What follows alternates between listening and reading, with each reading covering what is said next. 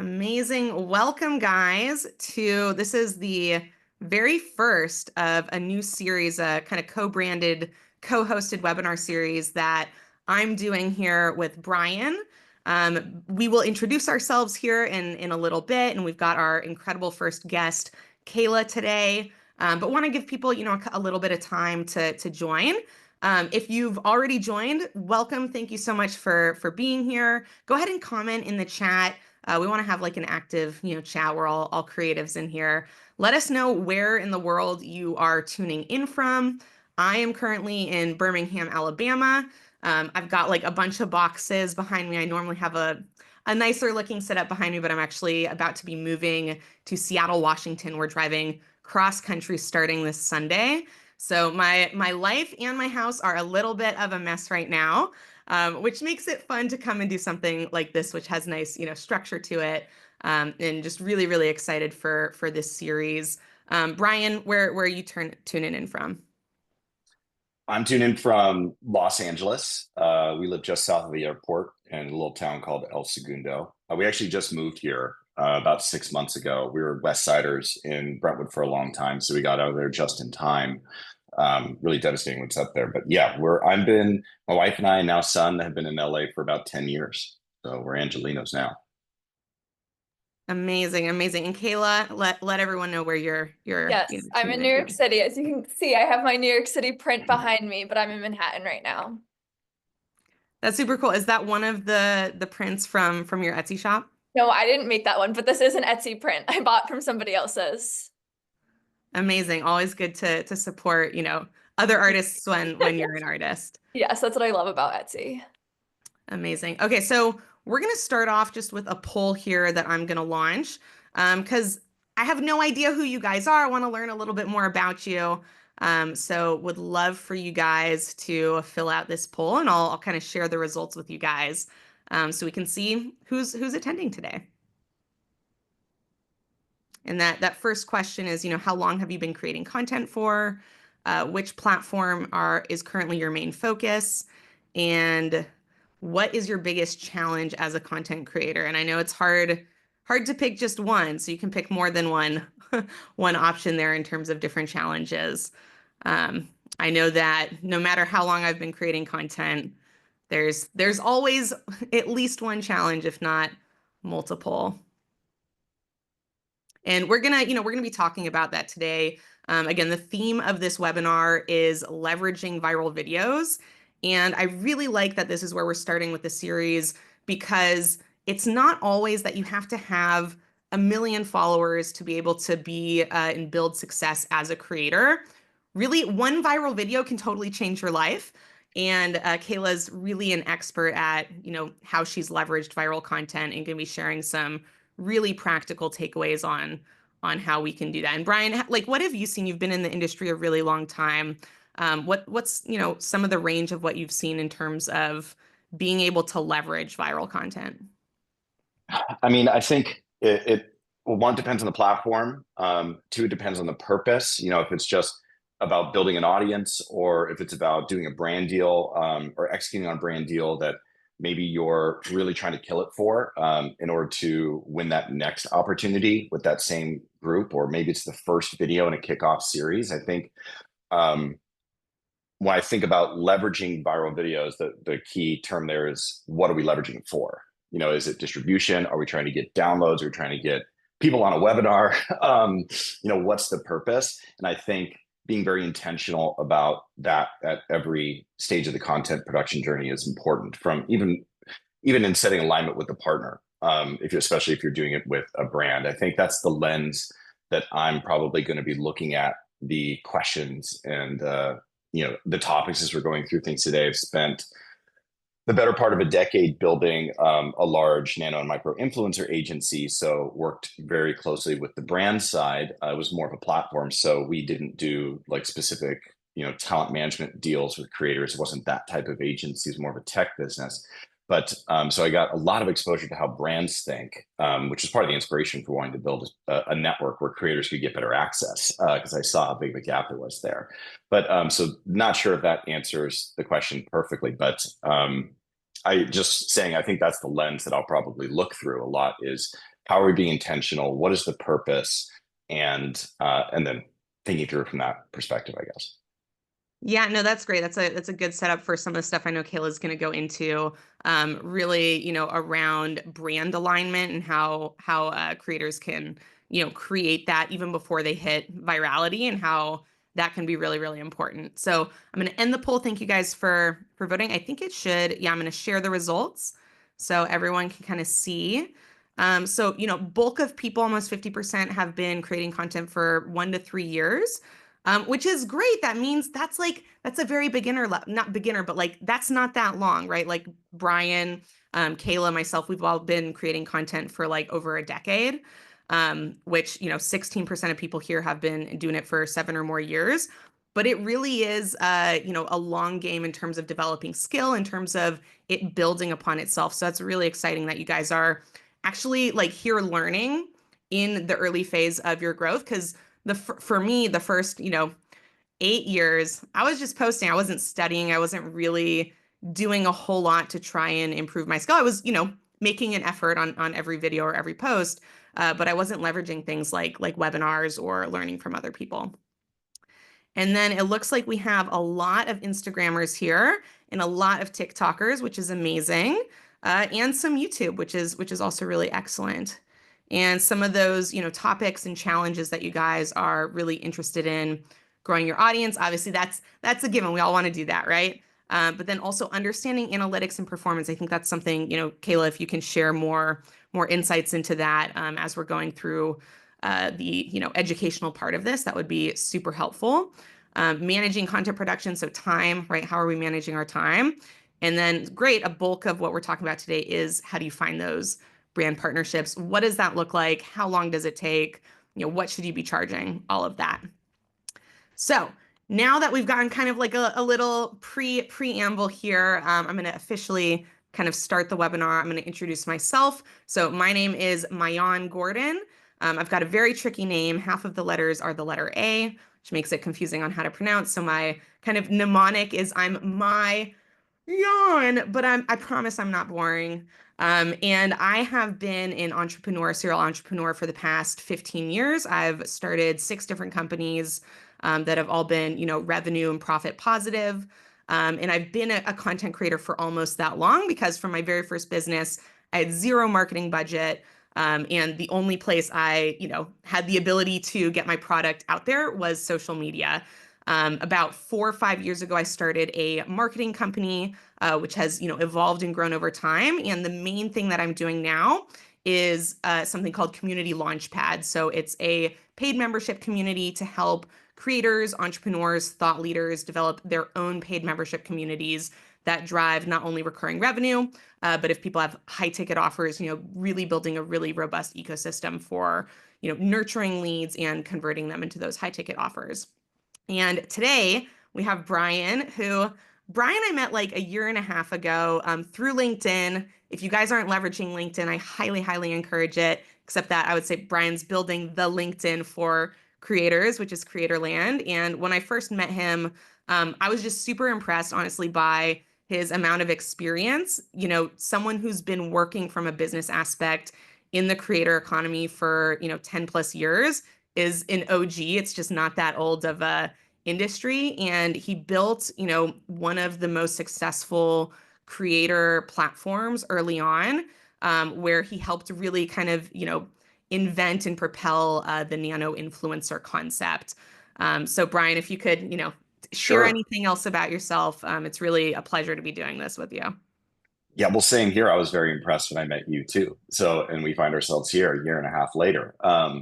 So I also want to give Mayan a shout out for putting this together and making this so easy on me, and Nick from our team, who helped collaborate with Kayla and Mayan to put this all together. I'm really excited to be here. This is my first webinar. I've done a lot of, speaking and other types of things, but in a live session where we're bringing our community together. This is a first for me, also through Zoom. So I've been on webinars, but not like a panelist on one. So, or a co-host of one.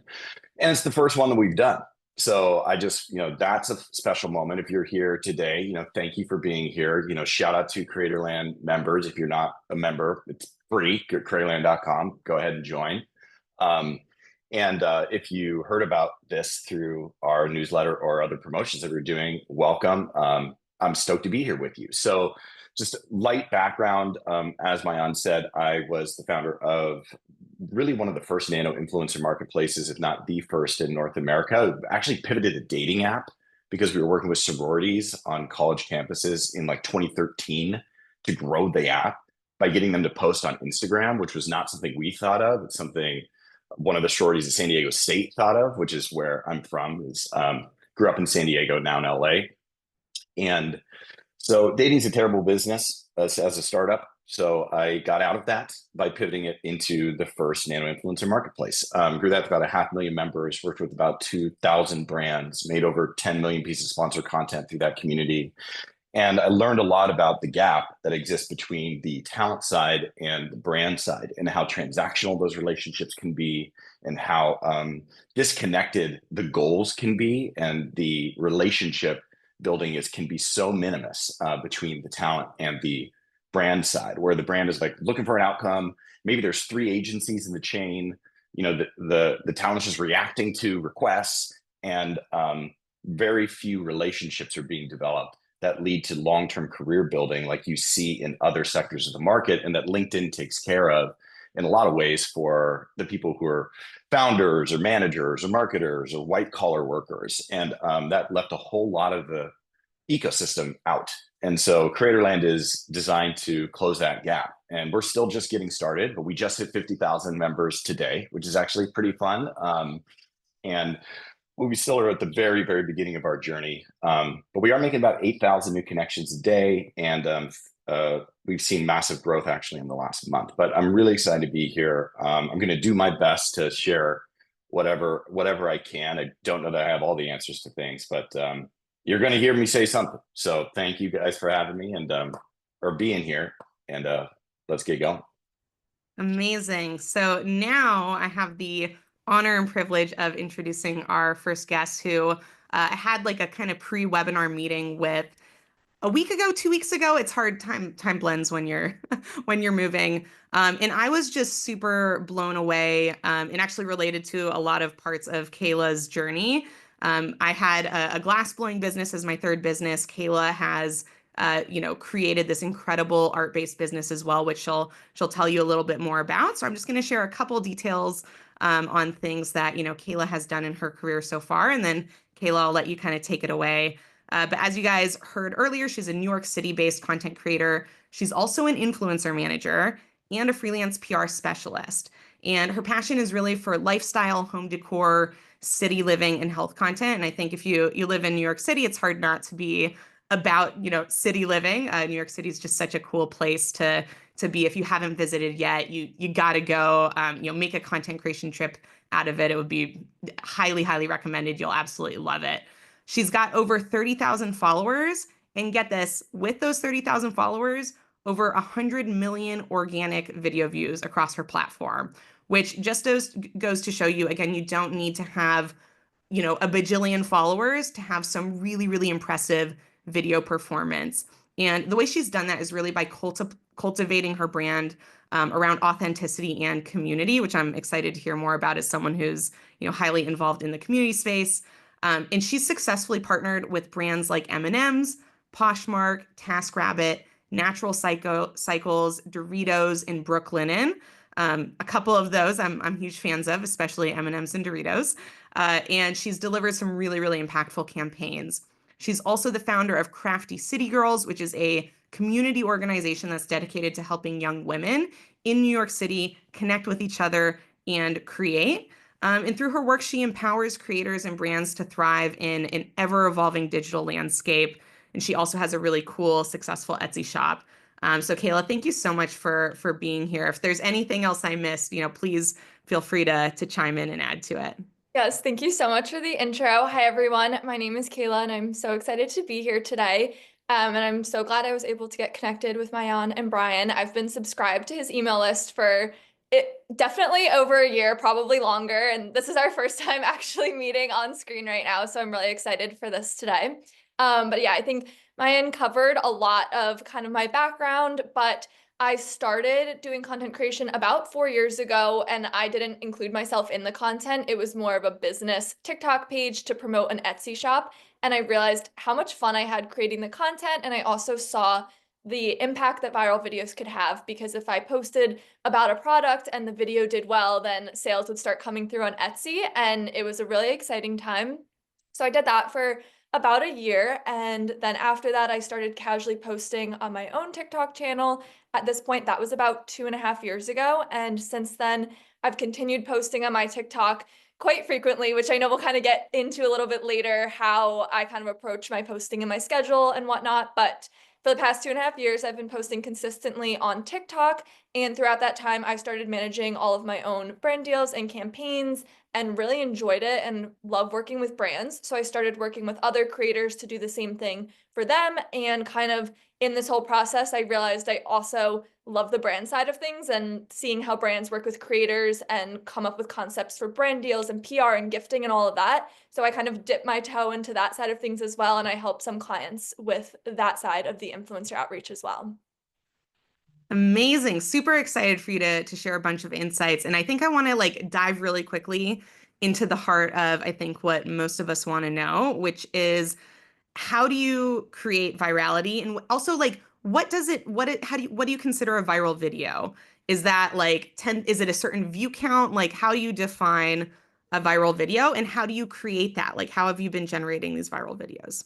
Yeah, so that's a good question. I feel like there's two sides to viral videos. Something, if it's, 10,000, 100,000, a million views, it is so exciting to see the view counts go up and see all of that. But I also love seeing the shares on a video, the comments, the saves, everything like that, especially on TikTok, because that's where I got my start. I feel like whenever a video hits 10K, I'm just so excited to see the number go up from like 9,900, 9,999. Like once you get the K after the number, I'm like, okay, yay, that's a viral video. And I feel like once you kind of hit that 10K mark, if the video is doing well, it'll continue to take off. I've had some videos where in the first day, maybe it has 1,000 or 2,000 views, and that was kind of like a slow climb to that. So I'm like, all right, maybe that video, that just didn't do as well as I thought it would have, or people just didn't find value in that video.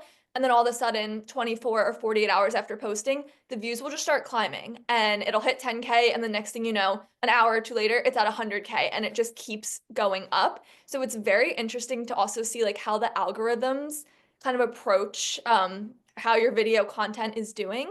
But I would say views is one aspect to viral videos, but I also love engaging with my audience. And even if someone doesn't follow me, if they find my video on their explore page or for you page and they go to comment on it, I love when comments come through, and I have noticed for the most part, viral videos are the ones that have the most comments and engagement on them. But I would say comments are my favorite part of viral videos.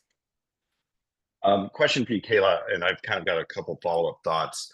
When you think of, I would love for you to walk us through maybe like a specific example of a piece of content and maybe go a little bit deeper on kind of that timeline that you just said. And then if you have an opinion on like virality on Instagram versus TikTok, I think YouTube Shorts is one type of virality. And sorry for asking you a question and then just like jumping in. But what we've seen is that Shorts is good for driving up subscribers, but they don't tend to translate to long form video. They tend to be much more random because of Google's global presence. But given how many Instagrammers and TikTokers we have on the webinar, I'd love to hear you walk us through one specifically, and then whether you think there's more value on one or the other in terms of video content versus other type of content on the platform. Yes. So I would say, so I'm based in New York City, and a big part of my content is lifestyle and apartment living. So when I first moved to New York, I posted an apartment tour, which that's the type of video I love to watch. Even before I lived in the city, that was my favorite thing that would always come up on my like explore pages, for you page, whatever app I might have been on. So I posted one of those, and it was kind of the same thing in the first day. Nothing crazy, a few people commenting that they liked my apartment. And then within about, I would say 24 hours, that video ended up hitting 1 million views very quickly. People had a lot of questions kind of about what neighborhood I was in, what price I was paying for rent, how I was going to set things up, sharing their tips of, oh, your kitchen is really small, like you should put this here, you should put this here. And then also, of course, New York City apartments are small, and some people wanted to chime in with opinions of how, I'm sure you could get so much more bang for your buck in other countries or states or cities, anything like that. But all of that kind of contributes to the discourse on the video. I love seeing people get to engage in the comments about that. And then I'm able to reply back to people, and that kind of also helps push it out more, the more interactions that there are on the video. And so that was my first like kind of sampling of New York City lifestyle content that was doing well. And I was able to kind of turn that into a bit of a series of me moving to New York City, my journey of setting up my apartment, how I was going to decorate each room. And even I like vlogged my first few days in the city, the activities I found, and it kind of showed me that was a passion I had. And that was really my first kind of intro to sharing my life in New York City. So that was a really fun time. Kayla, was that TikTok? Yes, that was on TikTok about 2 years ago. And actually, at that time, TikTok was the only platform I was posting on. Mm-hmm. I just found a video where you have 1.6 million likes and posted it in our chat for everybody if they want to go check that out. I mean, that's definitely viral. I mean, Oh, one of the great. Which things that video was that? it's got you with like a blanket behind your head in the preview. Let me see. Let me go back to the, yeah, there you've got like a, it's not a blanket, it's like a sari or something Oh, like yes. Okay. a pink thing. Yes. Indian wedding. Yes. I actually have some, should I pull up right now? I have a slide that I was going to share about that experience. Yeah. Yeah, All right. dive be right great. into it. That'd be great. And Okay. real quick, so you started on TikTok. When did you join Instagram? And then also kind of to just I'm super curious on the question that Brian asked. Like, how have you found the virality on TikTok compared to Instagram? Just like any insights you have where you've seen, a comparison of like things being the same or things being different. Yes. So I've always had Instagram. I actually didn't create a separate one. It was just my personal page that around a year ago or maybe 10-ish months ago, that's when I actually started cross-posting a lot of my things. But it was definitely a jump because I felt like Instagram is also where people that knew me, like personally in my real life, they followed me on there. Mm-hmm. Whereas TikTok, I'm like, this is just a community of like online friends. People aren't going to be judging you. So I definitely had to get over that hump a little bit on Instagram. And it's been interesting because there's certain videos that will do really well on TikTok and kind of flop on Instagram, or opposite, even though I have a much smaller following on Instagram, they will do really well as reels. And then over on TikTok, it's like 1,000 views or even less, and then like 100K on Instagram. So I do find that's also why I love to cross post, because you never know who's going to be watching what you put out, and it just may do well on one platform and may not on another, but you never know if you're not putting it out there. And I have noticed, I would say on TikTok, out of all the social media platforms, people are the most supportive and the kindest in the comments. Of course, there still will be hate comments, but on Instagram, people just are a little crazy sometimes and go wild with their opinions and their thoughts. And even if I'm not engaging back with it, I do feel like I see fights kind of break out more in Instagram comments than they do in the TikTok comment section. And then also going off of what Brian was saying about YouTube, I've noticed videos will do well there and comments will come through on that, and followers, people will start following you from a video, but then I don't start to recognize people in the comment section or seeing them as someone who's always engaging with my content. So Instagram and TikTok are the places where I've seen the most success from viral videos. Amazing. And as you kind of pull up that slide, Imad, I hope I said your name right, asked a really good question that I kind of want to give some context to see if you can answer, which is, oftentimes when we're talking about creating virality, we're talking about the subject matter of, our videos. Is there a difference between what the video is about as making it go viral, so really the content driving virality, or are there other ways or other tactics or things that create virality? So for an example, I know earlier on in TikTok, shorter videos were much better at creating virality. People had not built up like an attention span to watch a 3-minute video. And like these, it went, because I grew an audience of 2 million on TikTok, and I saw that like 10 to 15 seconds was like the time spot, because it was just as much attention span apparently as people had for the kind of content that I was posting. And so making sure that I was doing content within that attention framework. And then also, like for me, I was doing glass blowing videos. So anything that had molten hot like lava glass was going to do better than like finished pieces. So those aren't so much, topic based, but more of these dynamics based. So I'm wondering if you can share, how much do you think right now in the landscape, because things change so quickly over time, and Brian, also you feel free to, chime into this, how much of it is driven by what the video is about versus how the video is like frameworked or structured? I definitely think it's a lot about how you approach it and not just the content, because you could have some like amazing content, but if the video is 3 minutes long or even longer, you're gonna have a harder time hooking people's attention. I find that especially on TikTok, 7 to 15 seconds, maybe even 20 seconds, depending on what your video is a pretty good time frame for the videos that I have ended up seeing go viral. And a little bit of it is the trending sound, but I feel like it's very dependent to the video, and it could be, a 15-second video where it's just that one frame, or your 15-second video could be 15 1-second clips making up that video. I think it's just a big matter of whatever you put out, you want to be hooking the viewer's attention.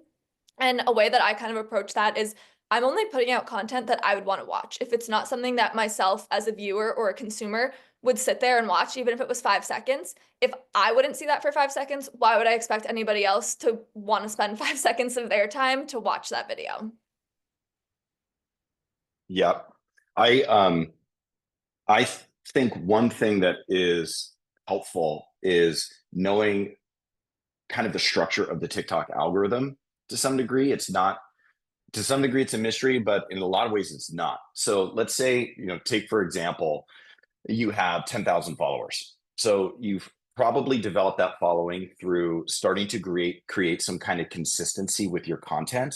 And there's going to be 20% of your content that has a significantly higher, I'm talking about TikTok specifically right now, that has higher engagement than a lot of that, the rest of that content library, unless you've been on a hit streak and you just keep hitting and keep hitting. But if you think about the way the TikTok algorithm works, is it will send your content to a subset of your following really quickly after the video is posted. So the first people who see it, and this could be happening in increments of like 30 seconds, it's adapting really, really quickly. So if your following likes it, and if you have no following, it's going to do it based off of your contact book and like people that they think are around you locally. That it tries to mimic other forms of interest graphing to you as a person if you've never posted before. But it's going to shop out that content. And so if that audience likes it, it widens the net. It's going to show it, call it 10 to 15% to their network and more of your existing following to be looking for engagement signal and basically retention and interest signal. So it's looking at retention on the content. It's looking at reaction to the content. Are we bookmarking? Are we commenting? Are we saving? And how much activity is going on there, which you can hack a little bit by responding to every comment really quickly, because a comment, your response to a comment and that commenter is going to push the video out to the network of the person who did that a little bit further, as close as TikTok thinks it can get to the person who did that reactions network that it thinks might like this content, if that makes any sense. So the thinking about the content that you're making, the hook being something that your existing audience is used to or would like, is really important, because that's getting the ball rolling on the content to have the potential to go viral more often. So if I were designing TikTok content, I'm more of a writer. I've got my larger followings on LinkedIn and in our newsletters and stuff, but spend a lot of time with content. I would be looking at a mix of at least 50% of my content is designed for my pre-existing audience, so that I'm building views, I'm not falling off, and then there's a lot of experimenting going on in order to attract new audiences. And there are other things you can do, like trying to get more in tune with the specific analytics of your audience, the demographics of your audience. So I don't want to ramble too long there, but that's something that I see, just knowing how the algorithm works, and it's been consistent. I did a breakdown in a webinar for Hallmark in 2020 on the TikTok algorithm. And a friend of mine who worked at ByteDance had tuned into it somehow, and I had sent him the deck, and he's like, "That's how it works." So this is like a real thing that the more you know, and the more you kind of measure yourself, the more opportunities you get to get distribution. Real quick, I'm just going to jump in. If people have to leave early because we had a question in the chat, this is being recorded. We're going to send you guys the recording afterwards, and also comment as many questions as you guys possibly have, because anything we don't address in this webinar itself, we will pull all the comments, all the questions, and we'll put together answers to those questions to send out to you guys as well, just to make sure that we're addressing everything that you guys want us to address. Yeah, go ahead, Brian. I just want to say one thing, Kenya, apologies on pronunciation there. I just dropped a link to something that most people don't know about, not even the brands who are advertising on TikTok. TikTok has this creative center product that you can go into that helps you filter and search by high performing content on the platform. They even have a little AI agent you can work with. So you may have to create an ads account, which is fine. It's free. Just you do it. And that allows you to look at it from a marketer's perspective. Okay, what's the kind of content that's getting distribution now? What are the key hashtags? What are the trending sounds? That kind of thing. It's kind of a little industry hack that creators don't always get exposure to. So feel free to check that out. Yes, thank you for sharing that. And kind of jumping off of that, on TikTok, I also like using the creator search insights section, and you can just go in the TikTok search bar, you type that in, and then a little clickable area will come up for that. You can click into there and then sort it by content gap. So you will see things that people have been searching for on the platform and that there's a gap for, just like what it's named. And you can see if there's things that there's missing content for that you might be able to create.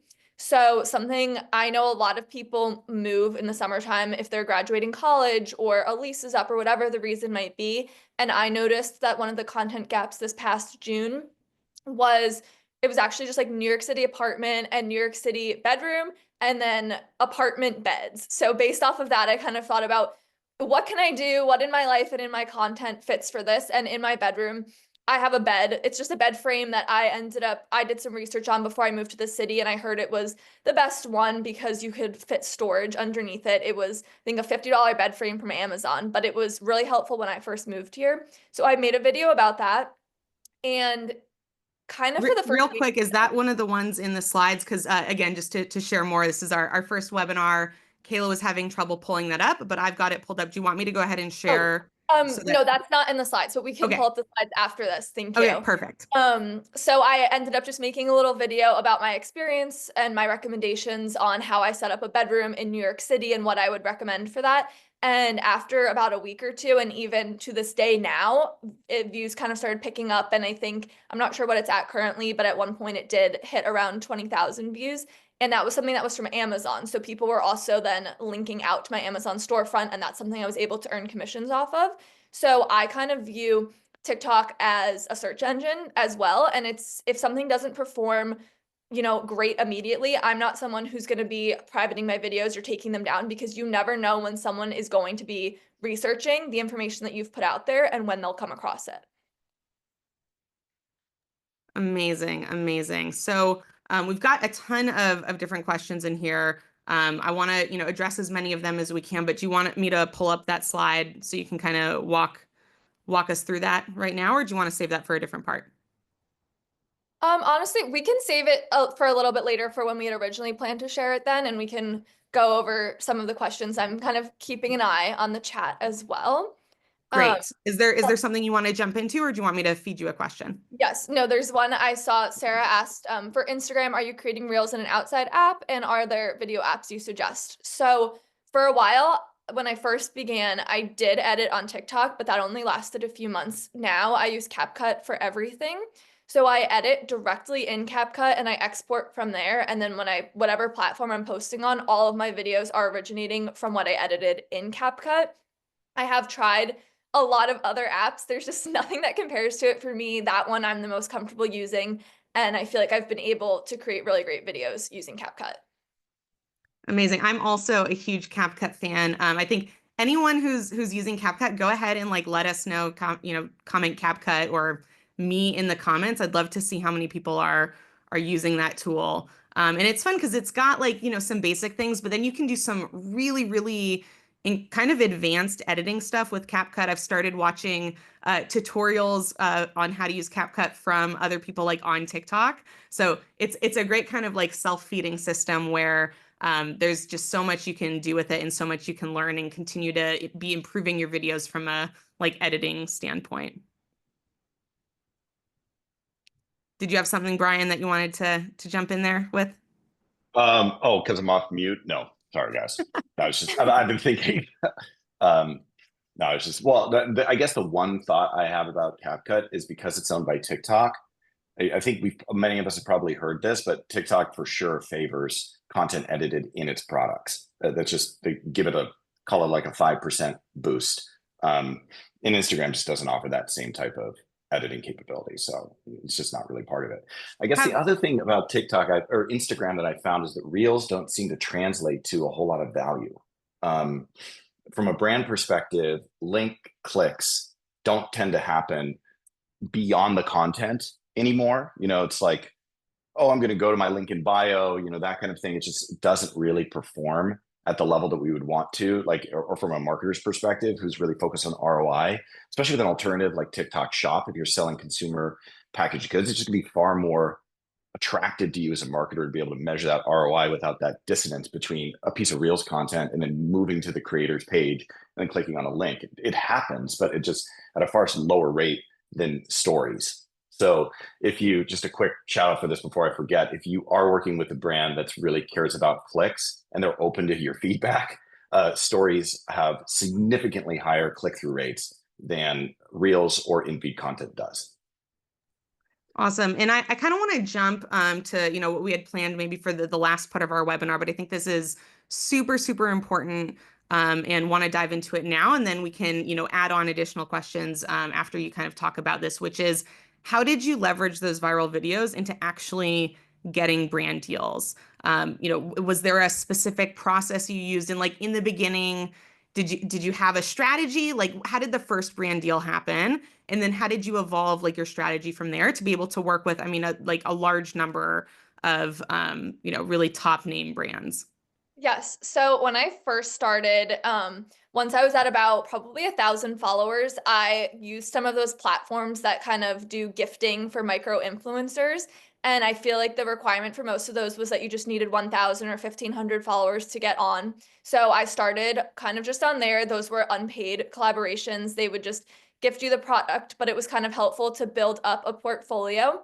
And then I also just videos that I was posting on my own, I was able to make a portfolio and show, here are the stats, this video did well. A lot of my content when I was starting out was still apartment related, but building furniture and things like that, just like Target and Walmart pieces. But I was able to pull all of that together and show that this is what my audience and what the people of TikTok really like watching. And eventually I was able to kind of expand that into brand outreach now that I had some brands under my belt and I was able to show what I had worked on. So I think this is a good time to pull up the slides actually so I can show an example. Give me just one second here and I will pull that up. Okay.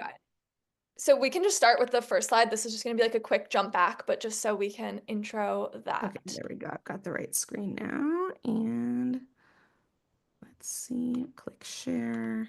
Appreciate your guys' patience here. All right. Should be popping up here any second. Okay, I believe everyone can see the screen now.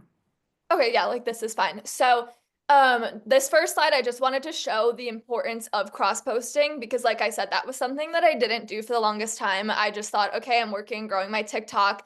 This is fine for now. And I really wish I had been working on growing multiple platforms at the same time. But you live and you learn. I didn't know that at the time. Now I'm doing the best I can. But basically, this is a video I had posted originally on TikTok, and it still did perform the best on TikTok with 635,000 views, and there was lots of likes and comments and shares on this as well. But I ended up cross-posting the exact same video to YouTube and Instagram, and this is how it did on those other platforms. So this doesn't always happen. Sometimes it'll do great on one and terribly on another, but you never know unless you try. So if I hadn't put this on YouTube, then I would not have gotten those 244,000 YouTube views. But okay, yes, this was the slide that I wanted to show. So again, you never know what's going to go viral. So I have an Aura ring. I'm wearing it right now. I love this so much. And I just made a fun little video of when I decided to go to Best Buy to purchase one.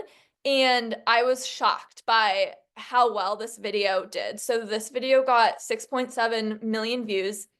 And there was a lot of questions in the comment section asking me just my experience with it, how I liked it, all of that. So I did a follow-up video, and that video also performed very well. So I took this and I reached out to Natural Cycles, which is a brand that is paired to the Aura Ring. And I was able to provide them all of these stats. So nowhere had they said that they were looking for creators or that they had open brand deals, but I just fully cold pitched them. So this was the exact email I sent them in July of last year. Collaboration proposal, follow up to viral video. So I sent them links and stats to the 2 videos that you see on the left with a little bit of an explanation about myself and how I'm a real user of their product. I love it. The people that follow me on TikTok and that just viewed it loved it. Just kind of, made a whole little case study pitch about myself and my content. And that I was able to transform into a paid partnership with them, which you'll see on the right side of the screen. So I was able to turn this into an ad just based off of a regular organic viral video. Okay, couple questions here, because first of all, this is amazing. And I love that you didn't wait for the brand to reach out to you.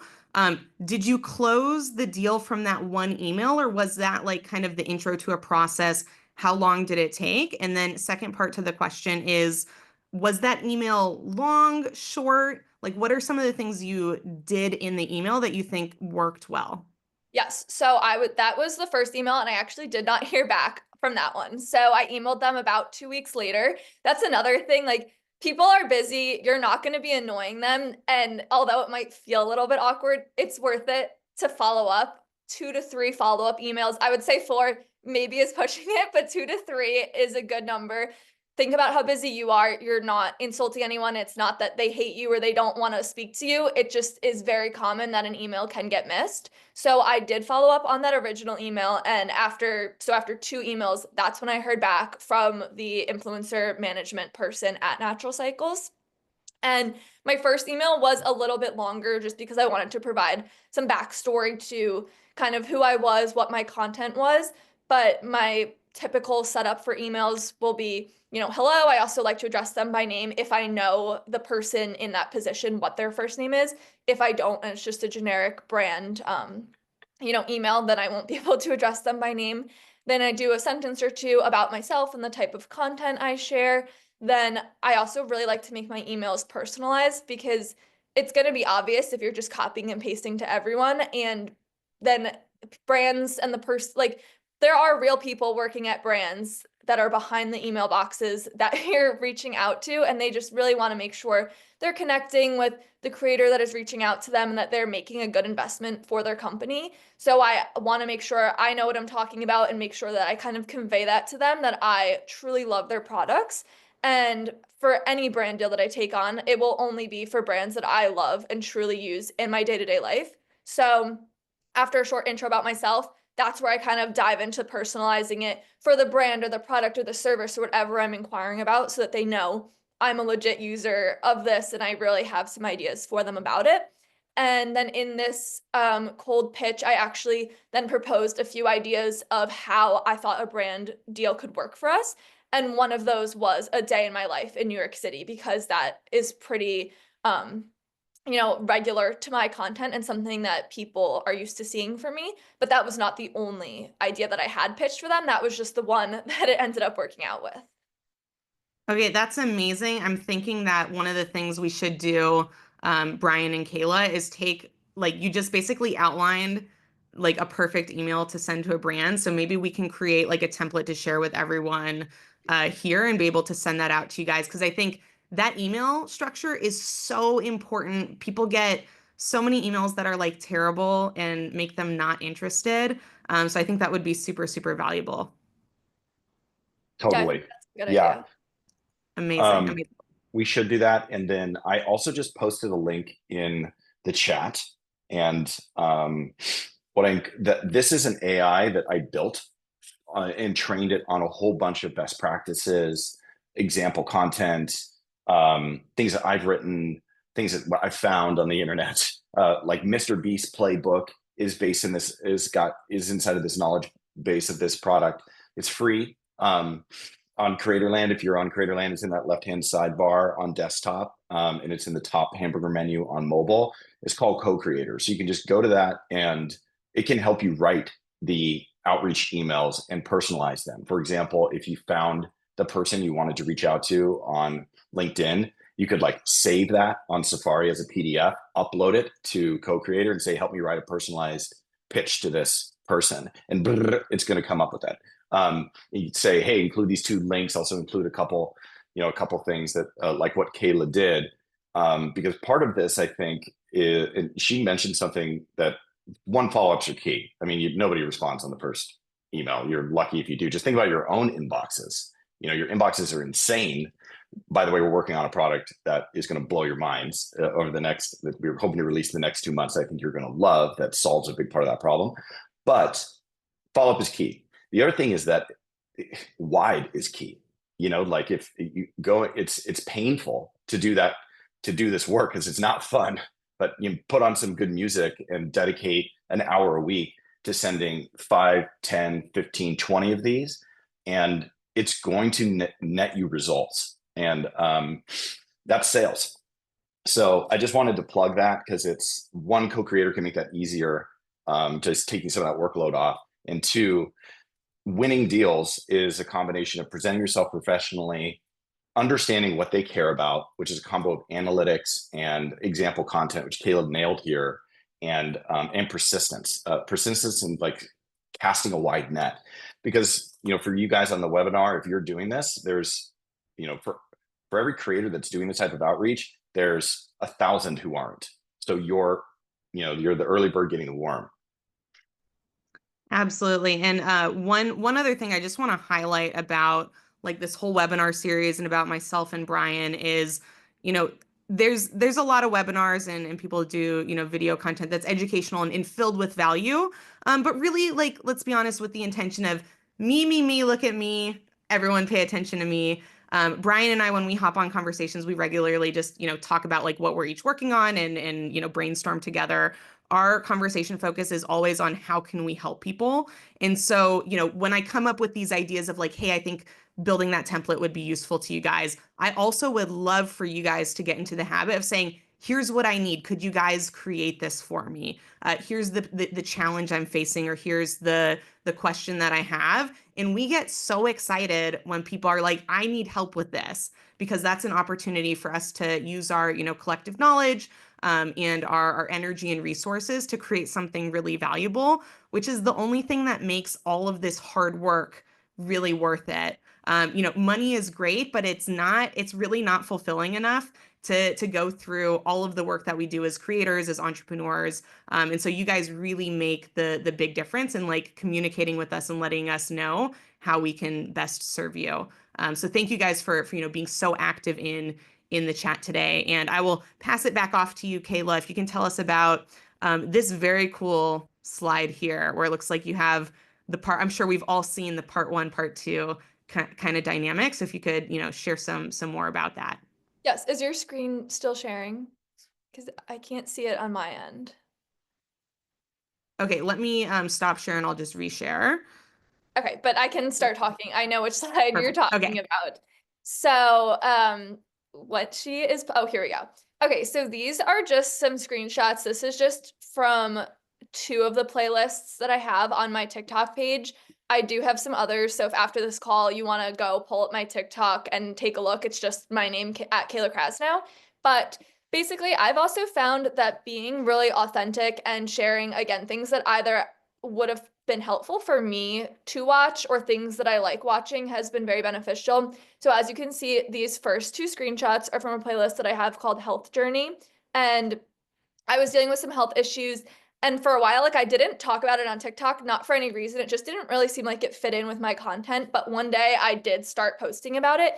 And it actually did very well. So there's some videos in this playlist that are, there's one that's at 958 views. So that one didn't do as great. But then there's others, 155,000. And like the journey of leading me to purchasing an Aura ring. I had some other videos that were at the 4 or 5 million mark. So this was kind of an accidental series that I created because I was just sharing things about my life, and it was so rewarding to see people in the comments on certain videos, and it even got to the point where people were DMing me privately on Instagram and TikTok, just thanking me for being so open about it, or giving them something new to think about because they were feeling so defeated or experiencing these same symptoms and just didn't know what was wrong in their life.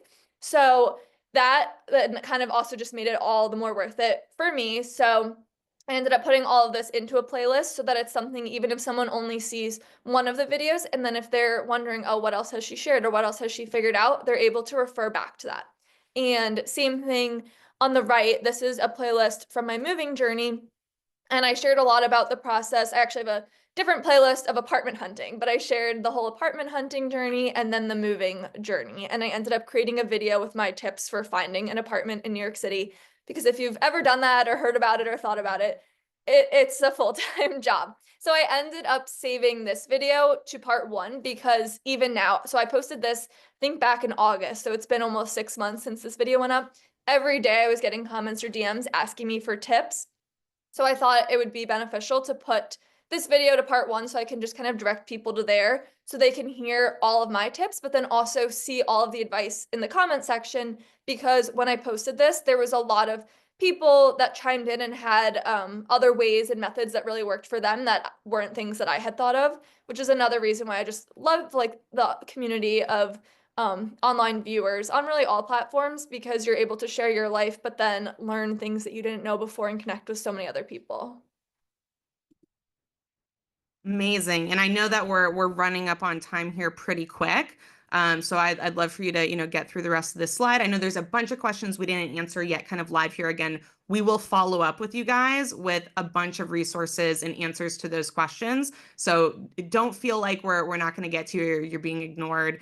And I just want to highlight really quickly, one of the things I'm hearing you saying, you can just affirm this or share if this isn't correct, but creating a series of content helps with finding the virality. So if, a lot of this is seeing what works, you don't know beforehand what's going to go viral, but it sounds like having content that is frameworked around this series gives you like a better chance than feeling like you're throwing kind of spaghetti at the wall. Yes, I would say I agree with that, but also in order to find a viral video or have one, it kind of is. You just have to put things out there, because if you've filmed something or photographed something and it sits in your camera roll, there's no chance. It will never go viral if it's just for your eyes. But if you post it, there's a chance it might not do well, but there's also a chance that it could reach so many people. And going to this last slide, and I think this was actually one of the videos Brian was talking about earlier. So I ended up, this was over a year ago at this point, I was invited to an Indian wedding, and I just made a little video about the journey of preparing my outfit for it. And the first video that I posted ended up reaching 22.8 million views, which to this day is still my highest viewed video. And then I ended up just kind of on accident making it a whole journey, because people wanted follow-ups. They wanted the process of me taking my outfit to the tailor and getting the outfit ready. And then it turned into, okay, well, we want to see the whole wedding weekend. How is that going? So then there's this video with 10.1 million views. I kind of wrote my family into this one. We did it. This was a trending audio actually, but it fit in to the series that I was doing. It's like the night before Christmas that a lot of people will use that sound, like the night before Halloween or the night before a dance. And I kind of approached my family with this idea and asked if we could do this with our wedding outfits. And at first they all said no. And I was like, no, like I really have a vision for this. I think this will be funny. Finally convinced them. And of course, I think now this is my second most highest viewed video. So that was in December of 2023. And I was able to do a whole series about that. All of the videos were really successful. And since then, I have kind of been able to use the recognition of that outfit and of that series to my advantage. And a full year later, in December of 2024, I posted this video on the right that ended up getting close to 25,000 views. And then, of course, the second one, it didn't perform as well, but it still did well and got shares and comments.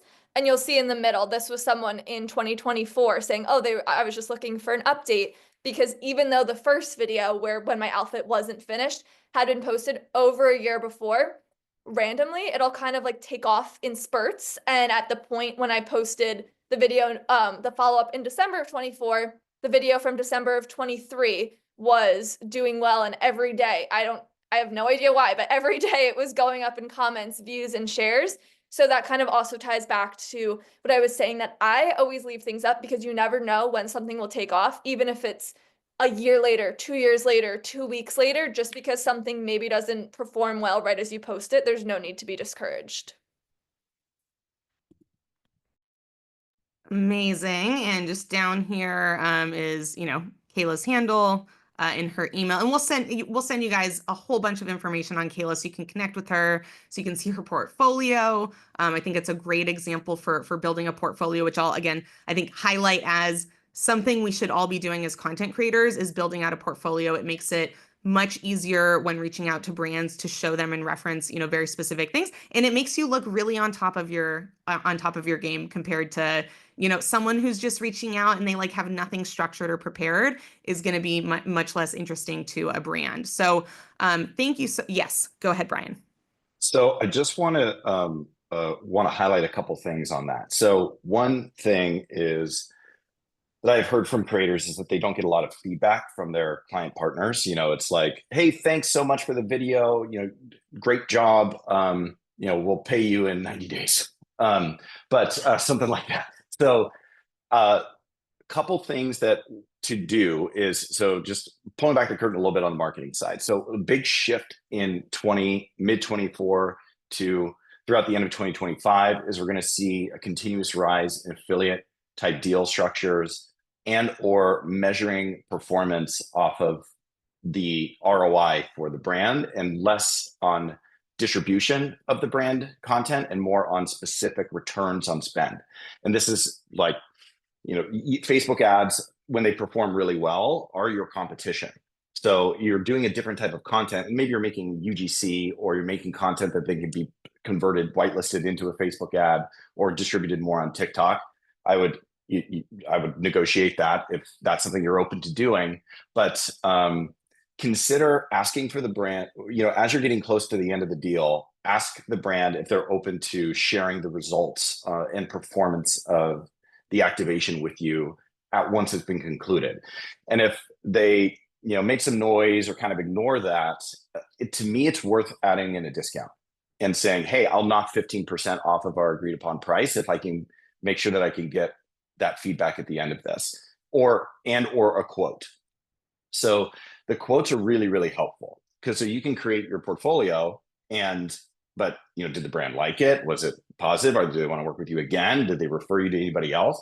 So a few things I would make sure to try and start doing from here, if not going back to people who you've worked with in the past, is one, just ask them for a quote.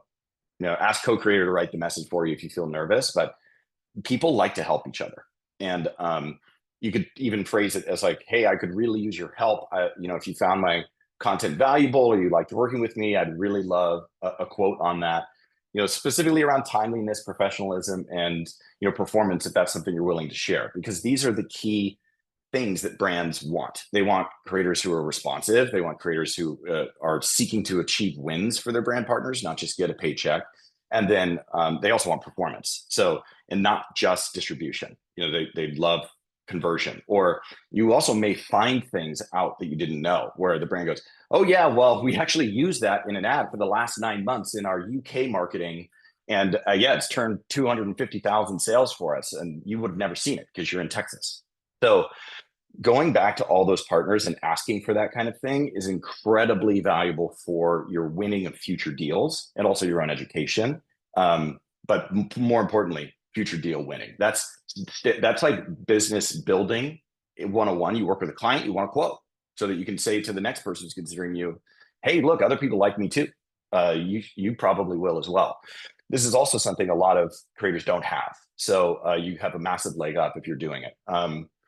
And I guess, that's Yeah, What do I think on one that? thing I'll add to that real quickly on the front end. So that's, like really good back end stuff. Doing something similar in the beginning where, and Kayla even mentioned this, sharing some ideas you have for videos instead of just, waiting for the brand to send you a brief. And even if they do send you a creative brief, asking kind of specific detailed questions that are like suggestive. So saying, hey, I see you guys want me to showcase the product, right? Like sometimes they'll have something very generic like that. Say, here are 3 different ideas I had on how I could do that. Is there one of these ideas that you guys like feel is much better? And then also asking them what would make them feel like it was a successful campaign. And when I've done that talking with brand deals, sometimes the response is, oh, good question. And they have to actually think about it and come up with a more clarified answer because sometimes they're so busy and their jobs are also, just as hectic as being on the creator side that they haven't really taken that moment to think through what do I really want out of this brand partnership. And you just asking that question can add so much value and make them feel like, one, you care and are going to be a lot more intentional, and two, help you have the information you need on how to actually deliver success and make sure that for them this was a hands down amazing partnership and that they'll want to come back to you for more and be willing on the back end to give you that like glowing recommendation. And I think also by having those conversations with them, whether it's just based off of the brief they've given or if you're pitching answers or you're pitching ideas, that kind of helps make sure that you're being authentic to yourself and your content. Because, of course, people are going to know if you have a paid partnership because you will be disclosing it, but you also still want it to tie in seamlessly with your content. So that's why I will usually pitch a few ideas if I'm doing a pitch email. Because I think about what things would I be comfortable creating, be comfortable putting out into the world on my accounts, and what types of things would I want to watch and think that my viewers would want to watch. And I also know sometimes brands do have very specific requirements of what they're looking for, and that's why they are sending out briefings. But then that's just good to have the discussion with them. And if there's anything, even if 99% of the brief looks good, but there's one little thing that just doesn't look like it would be a fit for you, don't hesitate to ask them if they can adjust it.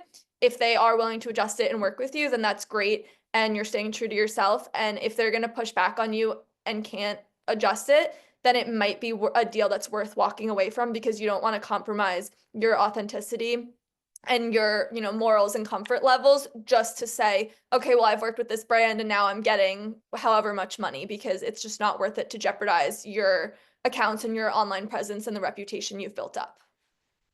Amazing. And I hate to wrap it up here because I feel like we could have this conversation for like hours and hours and only still touch the surface. And we have great questions that again we'll be following up with. Like I love this one. But what was like the biggest setback or challenge that you had? So we'll get all of these questions answered and share them with you guys. I think probably Brian and I will kind of brainstorm on how we do that so it's not overwhelming to you guys. So know that like you coming to this webinar, this is the start of a beautiful friendship and relationship that we're all going to have together. And so you're going to hear from us not only again one time, but again as we talked about, we will be good at following up with you guys and trying to foster that connection and continue to provide value over time. And so I want to let each of us kind of share any closing thoughts, and as well as like how can people continue to stay in touch with us. Is there anything that we want to point them to? So for me, I will send you guys a link to my LinkedIn, my socials, TikTok, Instagram. The best place to message me is going to be either LinkedIn, Instagram, or my email. I've also got a website. And again, the thing that I really focus on is helping creators build paid membership communities. So anyone who's got questions about that, let me know. I've got a ton of free resources. I also have a paid membership community that has, huge amount of resources and calls. So I'll be following up with you guys and, seeing if there's anyone interested to connect more deeply. And then Brian, if you want to share any things you want to point to, and then we'll close out with Kayla. Yeah. So one, I'm on Creatorland. My handle is creator. But I also just sent my email in there. Feel free to reach out. And you can also find me on LinkedIn. But I also wanted to thank everybody for being here. And this was fun. And our first one, next one, I won't be as nervous. Hopefully we'll be more mentally organized. But this has been great. And Kayla, thank you so much for being our guest. And in our inaugural, Mayan, Brian, Creatorland Community Launchpad webinar. Last thing I'll say is that if any of you are not insiders on Creatorland, this is a premium subscription that we have.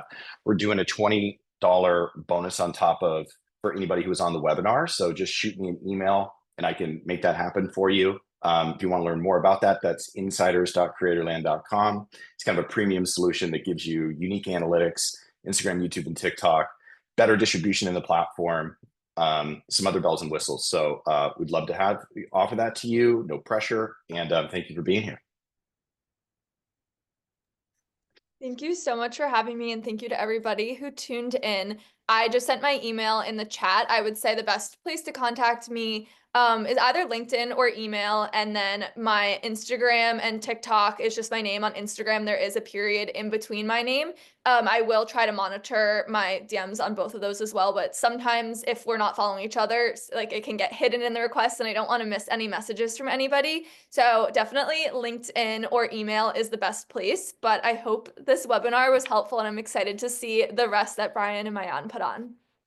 Yeah, thank you. And I just want to call out something really cool. I love that you guys are sharing your emails too. One of the things that I think is amazing that doesn't always happen, but I'm going to put it out there so that hopefully it happens in this community, is if you saw someone else comment something that you relate to or have a good question, send them an email. You guys can contact each other and start to build relationships. That's really what Creatorland is all about. It's not just about brand deals. It's about forming, as Brian talked about, like right in the beginning, it's about forming these relationships that can create so much value and leverage in your career. So definitely reach out to each other. I think maybe Brian and I will talk about if we want to have some type of opt-in where people want to share their links and other info, and then we can send that out to everyone who attends the webinar. We'll discuss that and figure that out offline.